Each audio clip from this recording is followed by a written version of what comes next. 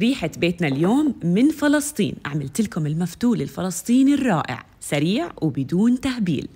أول شي منبلش بسلق الدجاج، منحمره مع شوية زيت وبنغمره بالمي، منشيل الزفرة ومنضيف المطيبات وبنطبخ 45 دقيقة. هلا إذا المفتول فريش أو مفرز بيكون مثل العجين، هاد ما بزبط معاه إلا التهبيل، يعني لازم نطبخه بطنجرة البخار هاي.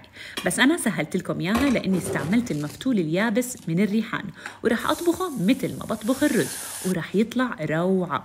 راح أضيف له زيت زيتون هيك كمية بسيطة، وراح أضيف له الكاميرا اللي هي عبارة عن بصل مفروم ناعم، كمون، كراوية، عين جرادة مطحونة، ملح وفلفل أسود وشوية زيت زيتون، وبندعكهم. بنحط خليط البصل على المفتول اليابس. هون دجاجاتي صاروا جاهزين. بنصفي لناخد مرقة الدجاج. على نار عالية بضيف المفتول وكمية منيحة من المرقة. بس يغلي وينشف السطح بوطي النار وبغطي، بس بترك فتحة صغيرة من الطنجرة، بدها تقريباً ربع لثلث ساعة. هلأ الدجاج بحط عليهم تتبيلة لذيذة كتير، بدهنهم وبحمرهم بالفرن.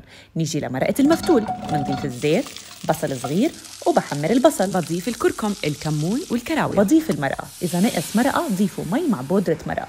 بشوف إذا بده ملح وبضيف الحمص المطبوخ وبتركه على النار لمدة ربع ساعة. شوفوا لي مفتولاتي قديش حلوين. بحط عليهم الدجاج المشوي وجنبهم مرقة الحمص والبصل وصحتين وألف هنا.